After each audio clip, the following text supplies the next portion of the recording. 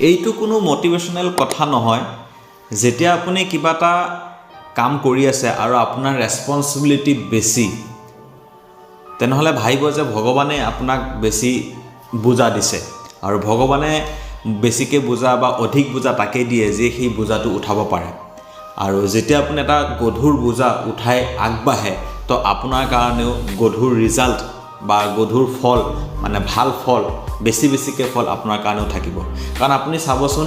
ধৰক যিকোনো এটা পজিশ্যনত যেতিয়া মানুহ এজন থাকে এটা টপ লেভেলৰ পজিশ্যনত তেখেতৰ ওপৰত সমস্ত দায়িত্ব থাকে আৰু সেই মানুহজনে সকলোতকৈ বেছি পইচা ইনকাম কৰে কিন্তু একে জুনিয়ৰ এটা পোষ্টত থকা ব্যক্তিজনে তেখেতৰ দায়িত্বও কম তেখেতৰ পে'মেণ্টও কম তো গতিকে আপোনাৰ ওপৰত যদি অধিক বুজা আছে তেনেহ'লে নিশ্চয় ভগৱানে আপোনাক টেষ্ট কৰি আছে এটা ভাল দিন আপোনালৈ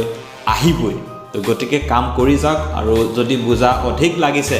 কষ্ট কৰক বাট ছাকচেছ আপোনাৰ থাকিব ধন্যবাদ